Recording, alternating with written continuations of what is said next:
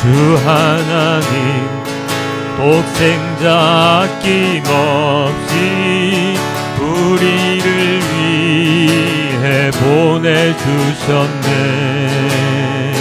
십자가에 피 흘려 죽으신 주 내 모든 죄를 대속하셨네. 주님의 높고 위대하심을 내 영혼이 찬양하네. 주님의 높고 위대하심을 내 영혼이 찬양하네. 내 주 예수 세상에 다시 올 때 저 천국으로 날 인도하리. 나 겸손히 엎드려 경배하며 영원히 주를 찬양하리라. 주님의 높고 위대하심을 내 영혼이 찬양하네. 주님의 높고 위대하심을 내 영혼이 찬양하네. 주님의 높고 위대하심을 주님의 높고 위대하심을 내 영혼이 찬양하네. 주님의 높고 위대하심을 내 영혼이 찬양하네. 주님의 높고 위대하심을 내 영혼이 찬양하네. 주님의 높고 위대하심을 내 영혼이 찬양하네.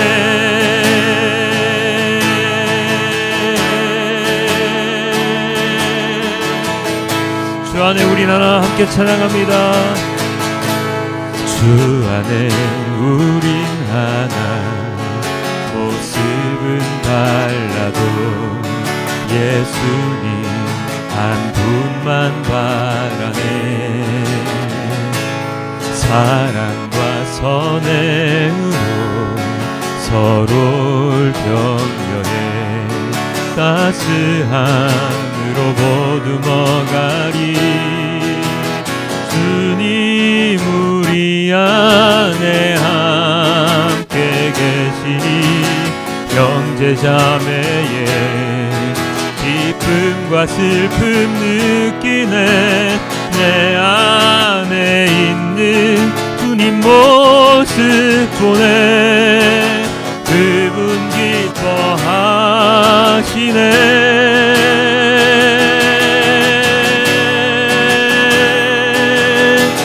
주님 우릴 통해 계획하시니 부족한 입술로 찬양하게 하시니. 주님 우릴 통해 계획하시니 너를 통해 하실 일 기대해. 우리 한 번 더 고백합니다.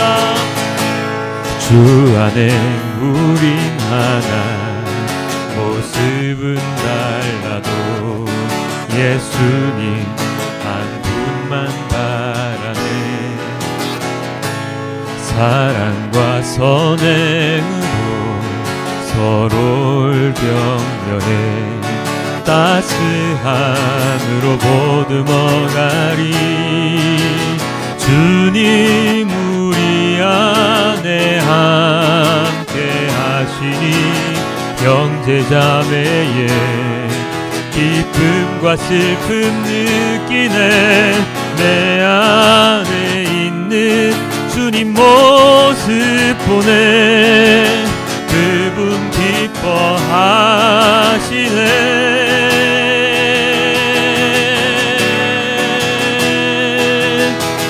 주님 우릴 통해 계획하시니 부족한 입술로 찬양하게 하시니 주님 우릴 통해 계획하시니 너를 통해 하신 일 기대해. 주님 우릴 통해 주님 우릴 통해 계획하시니 부족한 입술로 찬양하게 하시니 주님 우릴 통해 계획하시니 너를 통해 하실 일 기대. 주님 우릴 통해 계획하시니 주님 우릴 통해 계획하시니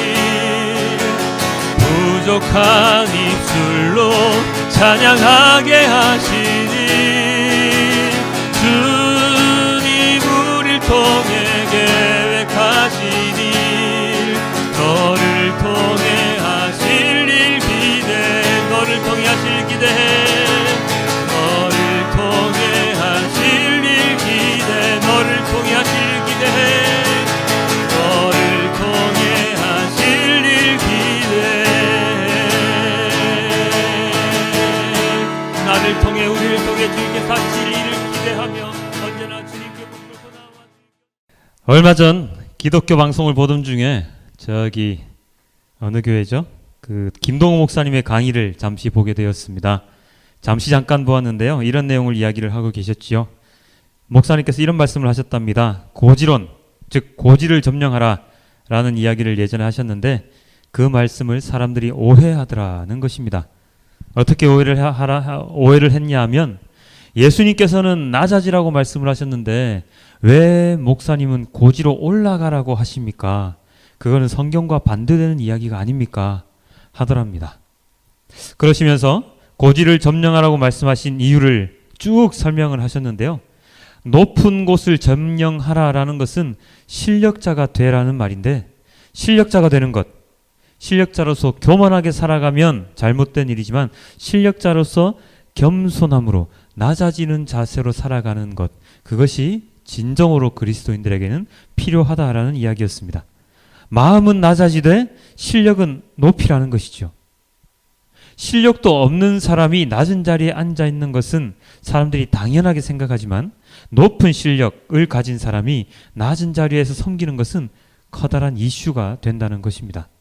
권력을 쥐고서 어디에서든지 말입니다. 권력을 가지고서 교만하지 않고 그 권력을 통해서 더 많은 영향력을 끼치고 하나님의 말씀을 전하고 그리고 세상에 하나님의 사랑을 펼칠 수만 있다면 그것만큼 좋은 게 어디 있느냐라는 말씀이셨죠. 모든 말씀에 다 동의할 수는 없지만 필요한 일이라고 생각을 하였습니다. 실력이 없는 것보다야 있는 게 낫죠. 물론 실력이 있는 사람들이 교만하지 않으려면 그것이 더 힘들고 어렵겠지만 높은 자리에서 겸손한 마음으로 사람들을 섬기는 사람이라면 진정한 능력자 그리고 진정한 그리스도인이라고 부를만 하겠습니다. 오늘 우리에게 주어진 본문들 중에서 첫 번째 본문은 방금 읽었지만 욥기서입니다. 욥기의 첫 구절은 이렇게 시작되지요. 우스 땅에 욥이라 불리는 사람이 있었는데 그 사람은 온전하고 정직하여 하나님을 경외하며 악에서 떠난 자더라. 이 구절을 보면서 꼭 누구를 닮았다는 생각이 안 드십니까? 누가 생각나십니까? 이 사람이 생각납니다. 저는 노아의 소개에도 이렇게 나오는데 노아는 의인이요 당대의 완전한 자라 하나님의 은혜를 입었더라 라고 나오지요. 욥도 마찬가지로 온전하여 정직하여 하나님을 경외하면서 그리고 어디서 떠난 사람? 죄에서 떠난 사람이라고 소개를 하고 있습니다. 하나님이 보시기에 가장 완전한 인간이었을지도 모르겠습니다. 이런 욥의 이 모습을 보고 사단이 굉장히 시기 질투를 하지요. 욥기서 1, 2장에 보면 욥에게 사단이 두 차례에 걸쳐서 환난을 주는데요. 이 환난과 시험을 욥은 다 통과합니다. 이겨내죠. 여기서 이겨냈다는 말은 승리를 쟁취했다는 뜻이 아니라 그런 어려움, 환난, 고통 가운데서도 사단의 유혹에 넘어지지 아니하고 하나님을 온전히 바라보는 그러한 욥이었다는 말입니다. 예수님께서 공생애를 시작하실 때에 바로 직전에 광야에서 무엇을 하셨습니까? 40일간 금식 기도를 하시고 그 다음에 바로 사단의 유혹, 3번에 걸친 유혹을 받으시지만 그 모든 유혹을 이겨내신 것과 비슷합니다. 욥이 1, 2장에 걸쳐서 받은 고난은 인간이 감당하기에 정말로 힘든 고난이었습니다. 오늘의 본문에는 나와 있지 않았지만 1장에 있는 고난은 이런 고난이죠. 모든 가축들이 다 죽습니다. 그리고 심지어 자기의 자녀들까지 다 죽임을 당하지요. 이 시대의 가축이라면 바로 재산입니다. 욥은 굉장히 많은 재산을 가지고 있었거든요. 예를 들면 양이 7,000마리에 그리고 낙타가 3,000마리나 있었습니다. 두 개 합치면 10,000마리인데요. 숫자를 셀 수도 없을 만큼 많은 이 가축들이 단 한 번에 그냥 다 죽어버립니다. 자녀들도 많았지요. 자녀들이 많은 것과 더불어 욥은 자녀들을 굉장히 끔찍이 생각을 했었는데요. 자녀들이 잔치를 벌이고 나면 그 잔치 가운데 죄를 범했을까봐 그 다음날 자녀들 숫자대로 자녀들에 맞춰서 따로따로 다 번제를 드릴 정도로 자녀에게 죄가 없게 하기 위해서 그리고 자녀들을 끔찍히 사랑했던 그런 욥이었습니다. 그런데 그런 자녀들도 한꺼번에 그냥 다 죽어버립니다. 이 일이 한 1개월, 2개월에 걸쳐서 나타나는 것이 아니라 단 하루 만에 모든 가축이 다 죽고 모든 자녀가 다 죽는 그러한 경험을 하게 되면 그러한 고난을 겪게 됩니다. 이 욥은 그리고 또한 슬프도 너무나도 슬픈 현실이었지만 만약에 우리가 이러한 재앙을 우리가 겪는다면 우리는 아마 정신병에 걸렸거나 아니면 이 세상을 한탄하면서 폐인이 되었을지도 모르는 그러한 상황인데도 불구하고 욥은 그 슬픔을 꾹 참고 하나님을 원망하기는커녕 하나님께 예배를 드렸습니다. 1장 22절에 이렇게 나와 있습니다. 이 모든 일에 욥이 범죄하지 아니하고 하나님을 향하여 원망하지 아니하니라. 욥은 절대로 범죄하지 않습니다. 무엇으로 입으로도 범죄하지 않고 몸으로도 범죄하지 않고 아무런 범죄를 하지 않고 그리고 이런 상황에 떨어졌는데도 불구하고 하나님을 향하여 원망을 하지 않습니다. 이런 욥의 모습을 보고 사단은 두 번째 시험을 하지요. 하나님께서 허락을 하셨습니다. 죽이지만 마라. 그렇게 해서 몸을 상하게 하는데 어떤 현상이 일어났다고요? 조금 전에 읽었죠? 욥의 발끝에서 머리끝까지 종기가 납니다. 그래서 제 위에 앉아서 몸을 그릇 쪼가리로 몸을 벅벅 긁을 정도로 너무나도 힘든 고통의 시간을 욥은 보내게 됩니다. 이런 욥의 모습을 보고 아내가 뭐라고 했다고요? 이렇게 얘기하죠. 그의 아내가 그에게 이르되 당신이 그래도 자기의 온전함을 굳게 지키느냐 하나님을 욕하고 죽어라. 하나님을 욕하고 죽어라. 이 뭐뭐한 남편아, 이 얼마나 험한 말입니까? 이 아내가 한 말입니다. 아내가 하나님 욕하고 죽으라고. 만약에 저희 아내가 이런 말을 했다면 저는 마음이 굉장히 힘들었을 것 같습니다.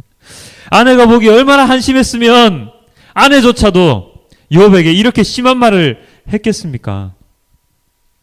사실 이런 마음이 들기도 합니다. 정말로 엄청난 부를 가지고 있는 사람이었는데 자녀들도 잘 자라고 너무나도 튼튼하게 너무나도 신실한 신앙을 가지고 자라고 있는데 그 모든 것을 한순간에 빼앗기고 그리고 이제는 자신의 몸조차 가두지 못할 정도의 그러한 고통스러운 상태였으니 아내가 봐도 한심하겠지요. 그럼에도 불구하고 하나님에 대해서 예배드리고 하나님을 원망하지 않는다고 그러고 앉아있으니까 얼마나 아내가 보기에도 힘들었겠습니까? 요즘 같으면요 이혼 사유가 될 수도 있습니다. 어떻게 보면 아이고 하나님 믿더니 참 꼴 좋다. 네가 믿는 하나님 어디 있어?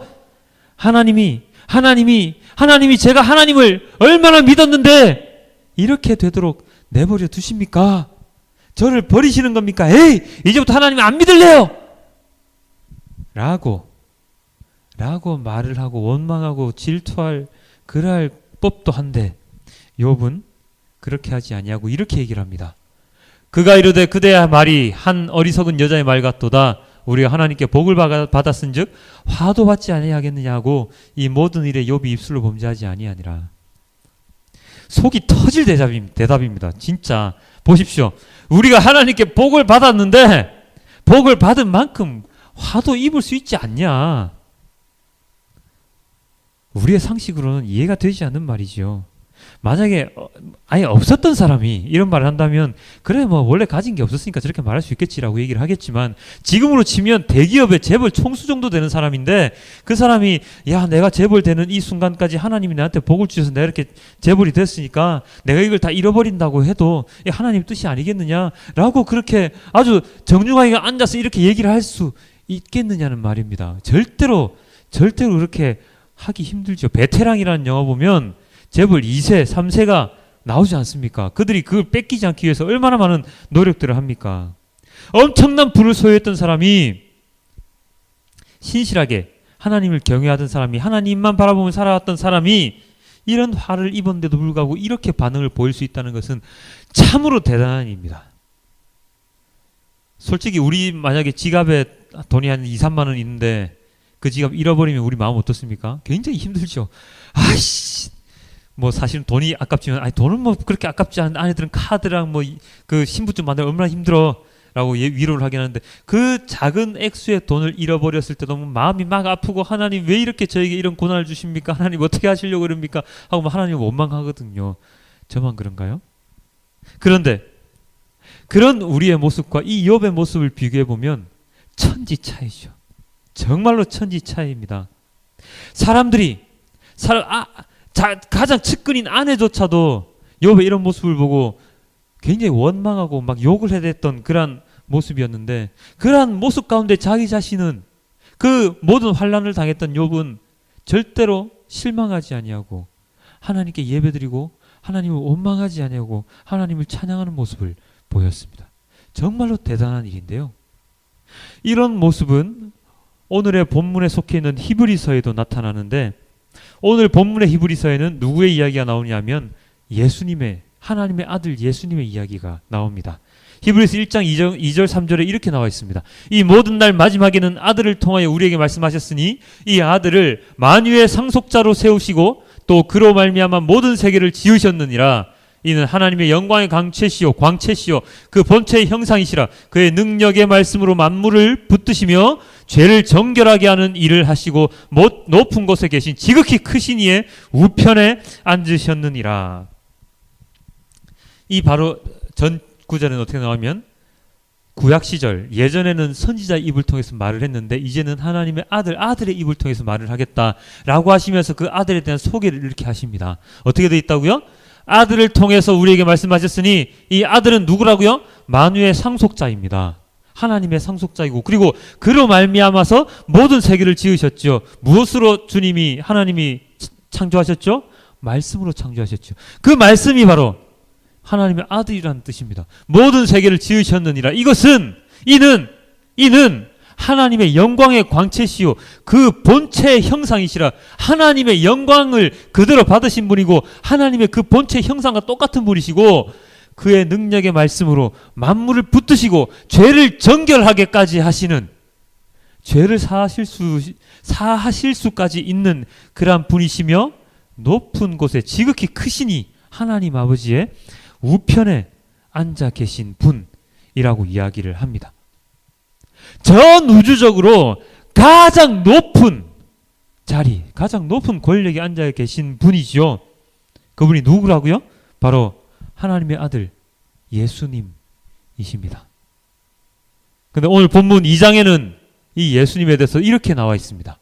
오직 우리가 천사들보다 잠시 동안 못하게 하심을 입은 자 곧 죽음의 고난을 받으심으로 말미암아 영광과 존귀로 관을 쓰신 예수를 보니 이를 행하심은 하나님의 은혜로 말미암아 모든 사람을 위하여 죽음을 맛보려 하심이라.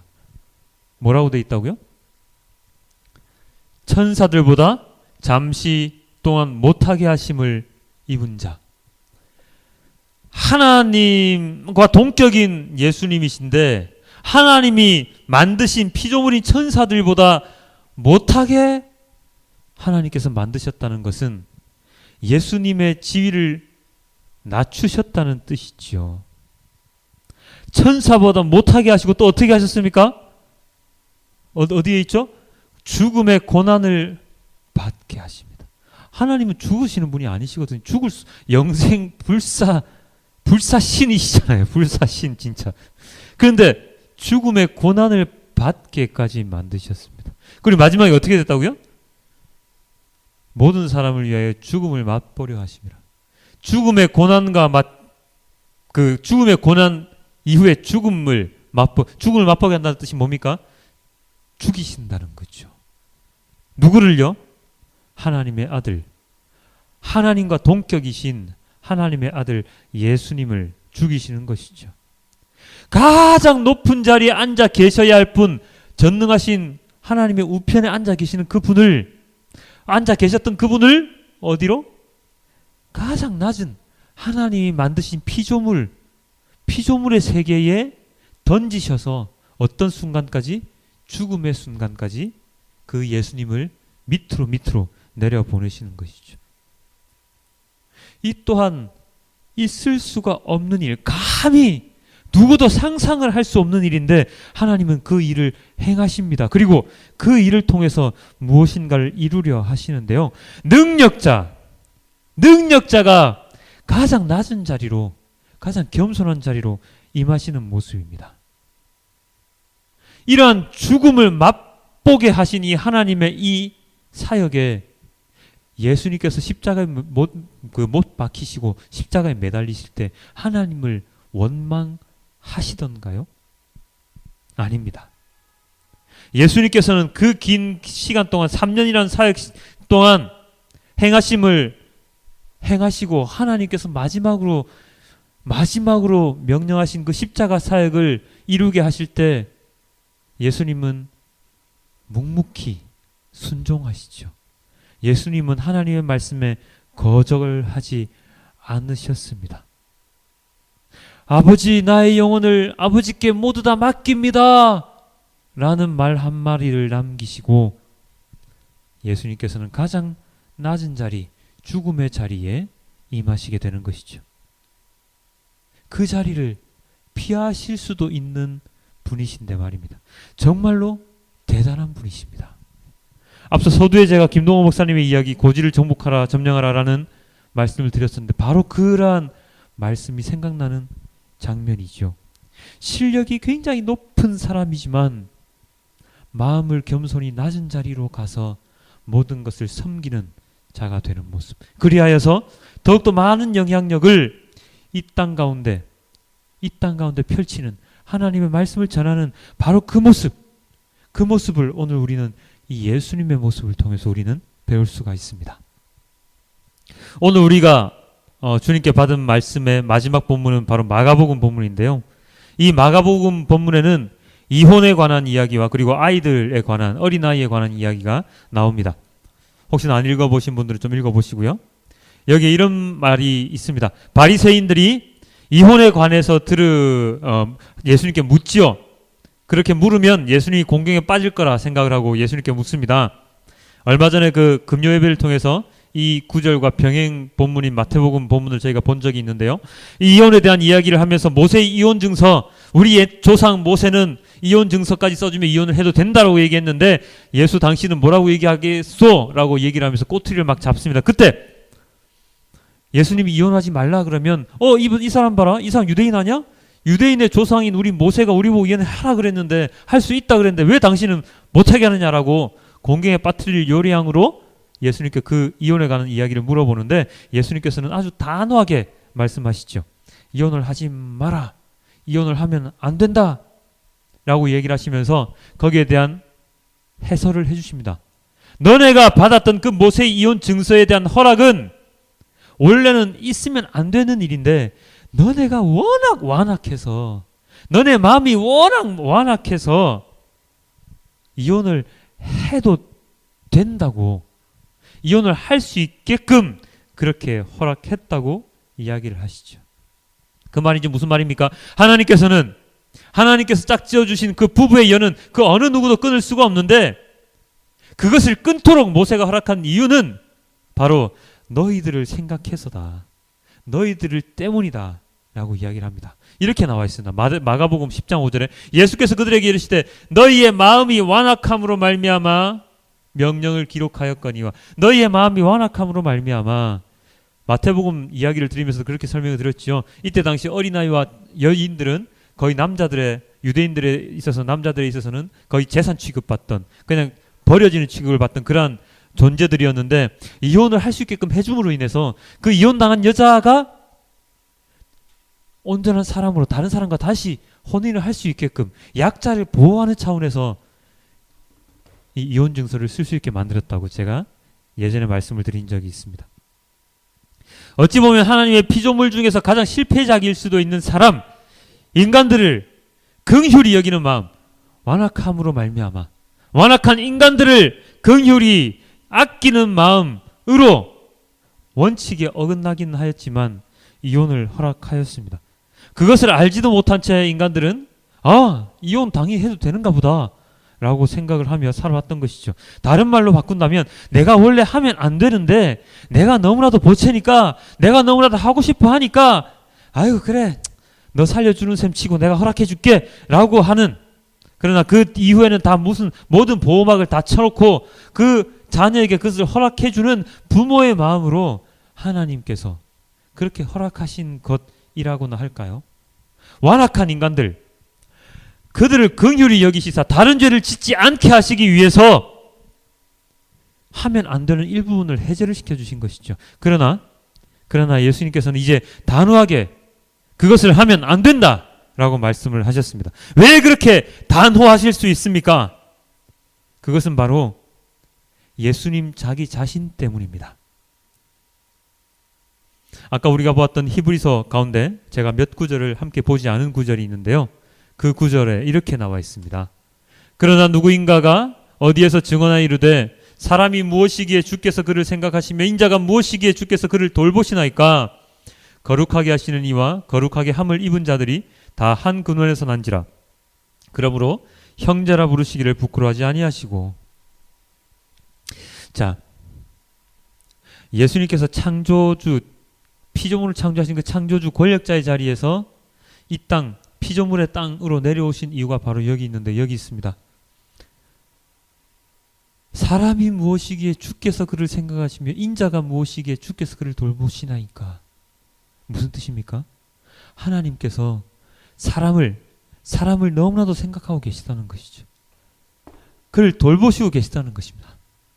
하나님께서 우리 인간들을 너무나도 사랑하시고 너무나도 돌보고 싶으시고 너무나도 생각하고 계시기 때문에 이 완악한 인간들을 위해서 예수님을 이 땅에 보내신 것이죠. 거룩하게 하시는 이와 거룩하게 함을 입은 자들이 다 한 근원에서 나게 만드시기 위해서, 그리하여서 어떻게 한다고요? 형제라 부르시기를 부끄러워하지 아니하시기 위해서. 이 말 뜻이 무슨 뜻입니까? 예수님께서 우리 함께 하심으로 인해서 예수님이 만드신 이 인간 피조물이 너네는 나와 함께 할 수 있는 형제야, 너는 하나님의 자녀야 라고 우리에게 허락해 주신다는 것이죠.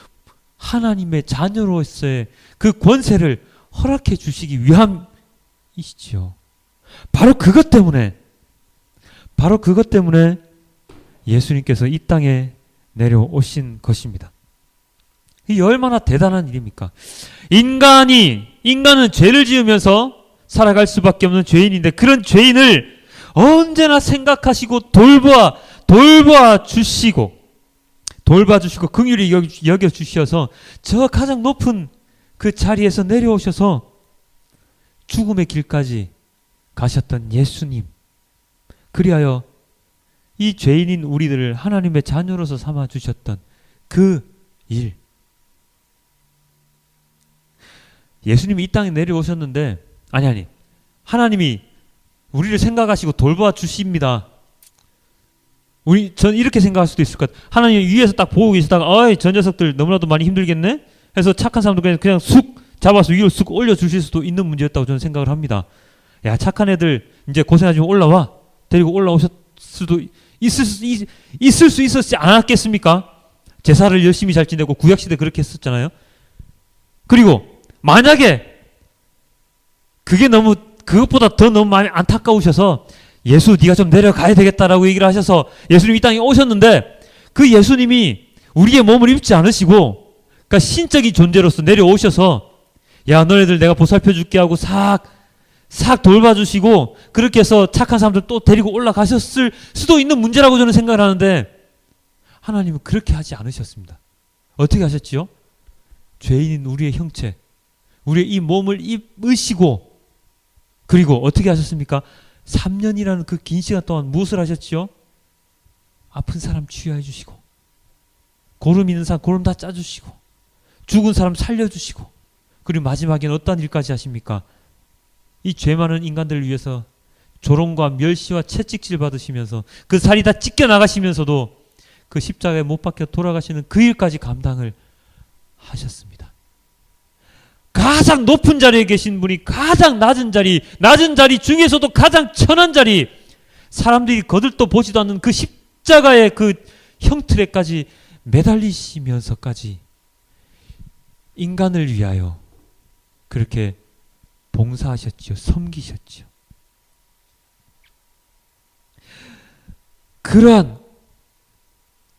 그러한 예수님의 그 사역과 그 봉사 섬김을 우리가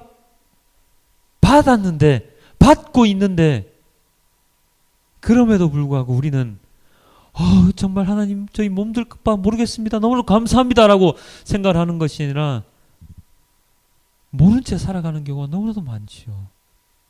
솔직히 얘기해서 내가 지금 너무나도 돈이 없고 아무것도 없는 사람인데 진짜 차 의리의리하게 그 좋은 차 타는 사람이 갑자기 나한테 와서 배고프지요. 식사하세요 하고 근사한 저녁을 차려주고 근사한 집을 주고 하면 우리는 마음이 어떻습니까?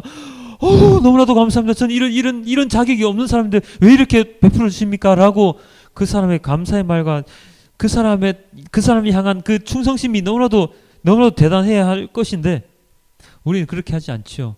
어제부터 그 새로 시작한 시즌4 히든싱어 있죠. 그 히든싱어 저는 볼 때마다 마음이 참 흐뭇한 게 뭐냐면 이런 장면이 매번 연출됩니다. 어떤 장면이죠? 그 원조 가수가 있고 그 모창 가수가 막 있을 때 그 모창 가수들의 한결같은 그 반응이 뭡니까? 원조 가수와 함께 이 무대에 서서 노래 부르게 된 것이 얼마나 감사한지 모르겠습니다. 그래서 눈물 뚝뚝 흘리죠. 그 너무나도 벅차오르는 가슴에 말도 제대로 잊지 못하는 모습을 봅니다. 모창 가수가 원조 가수를 볼 때도 그러한데 우리를 지으신 하나님께서 우리에게 내려오셔서 우리를 구원의 길로 인도해 주시겠다고 하는데 우리도 그보다 더한 표정과 그보다 더한 말씀을 그보다 더한 행동을 했어야 마땅하죠. 그런데 우리는 그렇게 하지 않습니다. 왜요? 왜 그렇습니까? 원조 가수는 내 눈앞에 떡 서서 우리와 함께 노래를 부르지만 하나님은 우리와 함께 계신지 모르기 때문입니다. 정확하게 우리가 몸소 체험을 하지 못하고 있다고 생각을 하기 때문입니다. 가장 큰 실수이죠. 우리의 가장 큰 실수입니다. 하나님께서는 언제나 우리에게 나는 너희와 함께 있고 나는 너희를 생각하고 난 너희를 돌봐주고 있다. 너희를 위해서 기도하고 있다. 내가 너희를 위해서 예수를 내려보내지 않았느냐 라고 우리에게 얘기를 해주시는데 우리는 그러한 것을 거들떠 보지도 않습니다. 그러한 것을 들으려고 하지도 않습니다. 알아채지도 못합니다. 왜요? 왜 그렇습니까? 바로 인간의 완악한 마음 때문입니다. 모세가 이혼유서를 준 이유가 뭐라고요? 예수님께서 완악함 때문이라고 얘기를 했지 않습니까? 우리의 그 완악한 마음 때문에 하나님의 그 본질적인 그 제대로 된 말씀을 우리가 이해하지 못하는 것이죠. 알지 못하는 것이죠. 제대로 알 수가 없는 것입니다.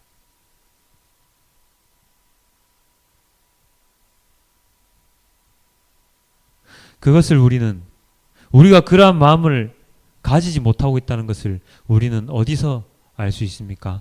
바로 마가복음 본문에 보면 이런 구절이 나옵니다. 내가 진실로 너희에게 이르노니 누구든지 하나님의 나라를 어린아이와 같이 받들지 않는 자는 결단코 그곳에 들어가지 못하리라. 하나님의 나라를 어린아이와 같이 받들지 않는 자는 결단코 그곳에 들어가지 못하리라. 많이 보신 구절이죠. 하나님의 자녀가 되는 권세, 은혜를 주셨는데 우리 인간들은 그것을 깨닫지 못한다고 얘기를 드렸죠. 왜요? 교만함 때문이라고 완악한 마음 때문이라고 말씀을 드렸는데 예수님께서는 그렇기 때문에 우리들이 모두 누구와 같이 되지 않으면 이 어린아이와 같이 되지 않으면 하나님 나라에 들어가지 못한다고 이야기를 하고 계십니다. 이것이 바로 오늘의 키포인트인데요. 이 어린 아이와 같은 사람들은 전에 누구라고 얘기 드렸죠? 그냥 순진한 사람, 순진무구한 사람, 물론 그런 뜻도 들어있겠지만 어린 아이들은 순종하는 자들이라고 이야기를 했습니다. 겸손한 자들이라고 이야기를 했습니다. 어린 아이들은 부모의 말씀 먼저 따라 살아갔잖아요. 몇몇 아이들을 빼고요. 대부분 아이들은 다 그렇게 살아가거든요. 바로 그러한 겸손한 마음, 순종하는 마음을 지니는 그러한 어린 아이와 같이 되지 않으면 하나님 나라에 들어가지 못한다고 하지요. 그 말을 뒤집으면 어떻게 되죠? 우리 인간들은 이러한 어린아이의 마음을 잃어버렸다. 가지고 있지 않다. 어릴 때는 그런 마음을 가지고 있었으나 커가면서 그런 마음이 없어지고 무슨 마음이 든다? 완악한 마음, 교만한 마음을 가지고 살아가게 된다라고 이야기를 하시는 것이죠. 이것이 오늘의 가장 큰 키포인트입니다. 어린아이와 같이 받드는 자. 어린아이와 같이 받드는 자가 되어야 한다. 처음 제가 말씀드렸던 설교의 말씀에 맨 처음으로 돌아가면 어떤 말씀이 있었습니까? 김동호 목사님의 그 고지를 점령하라라는 말씀이 있었죠. 어떤 뜻이라고요? 실력을 높이 쌓아서 겸손한 마음으로 낮은 자리에서 사람들 섬기는 사람이 되어라. 그래야 더욱더 많은 일을 행할 수 있다. 실력이 없는 것보다는, 실력이 없이 섬겨도 상관은 없지만 실력이 없는 것보다는 있는 것이 더 도움이 많이 된다. 더 많은 일을 할 수 있다라고 얘기를 하셨다고 얘기했죠. 마찬가지입니다. 우리들 자신도 원래부터 실력이 없고 너무나 낮은 마음으로 섬겨도 상관은 없지만 우리의 마음 속에 계속해서 실력을 쌓고자 하는 마음을 가지고 우리의 실력을 계속해서 높이되 우리의 마음은 어린아이와 같은 마음, 순종하는 마음을 가지고 겸손한 마음을 가지고 살아가야 한다는 것이, 낮은 자리에서 살아가야 한다는 것이죠. 여기서 제가 말씀드리는 실력은 사람의 기술, 재능 이런 것도 있겠지만 하나님의 마음을 아는 자, 하나님을 향해서 하나님을 온전히 바라보는 자, 그러한 실력자가 더욱더 되기를 저는 원하는 것입니다. 우리는 죄인이며 하나님을 언제나 떠나 살았지만 그럼에도 불구하고 하나님은 언제나 우리에게 말씀을 해주시잖아요. 오늘처럼, 지난주처럼, 매일 새벽처럼 하나님을 향해서 살아갈 수 있는, 하나님과 함께 동행할 수 있는 기회를 계속해서 주시는데 그 기회를 우리가 발로 차버리는 이유는 바로 우리의 마음속에 교만한 마음, 완악한 마음, 하나님을 생각하지 않는 마음이 있기 때문이라는 것을 계속해서 말씀드립니다. 그렇기 때문에 우리는 어떠한 사람이 되어야 된다? 어린아이와 같은 자가 되어서 언제나 순종하며 겸손한 자가 되어 낮은 자리로 임하는 자가 되어야 한다. 그러한 인생을 살아갈 때 진정으로 우리는 진정한 실력자로서 저 사람은 진짜 대단한 사람이야 라고 사람들에게 인정을 받음으로 인해서 나를 바라보는 다른 사람들이 나와 함께 하나님을 다시금 바라볼 수 있게 만드는 그러한 자가 될 수 있는 것입니다. 제가 누누이 말씀드리지만 전도는 다른 거 없습니다. 프로그램, 시스템 이런 거 전도 안 됩니다. 물론 효과는 있긴 하겠지만 그러한 전도의 방법보다 더욱더 신실한 방법, 더욱더 획기적인 방법, 더욱더 확실한 방법은 내가 온전한 그리스도인으로 살아서 나의 그 삶을 보고 다른 사람들이 나를 쫓아 살아올 때 나와 함께 하나님께로 나아갈 수 있는, 그게 진정한 전도일 것입니다. 그러한 자가 될 수 있는 방법은 바로 어린아이와 같이 되는 자, 그 방법밖에 없습니다. 사랑하는 성도 여러분, 높은 자리에서 겸손한 마음으로 살아가는 것이 최선입니다. 가장 좋은 일입니다. 높은 자리에 올라가는 것, 그것은 바로 하나님을 온전히 경외하는 마음이 큰 자의 자리입니다. 욥이 그랬고요. 노아가 그랬죠.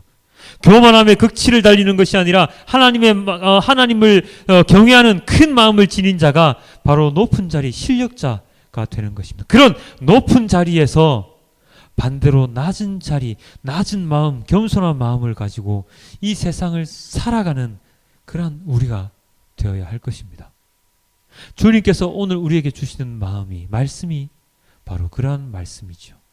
욥을 통해서, 그리고 높은 자리에 앉아 계셨지만 이 땅에 내려오신 그 예수님의 그 겸손하신 낮아지심을 통해서 우리에게 말씀하시는 것이 바로 너네가 어느 자리에 있든지 너희는 언제나 낮은 자리를 향하여 나아가라 라는 말씀이지요.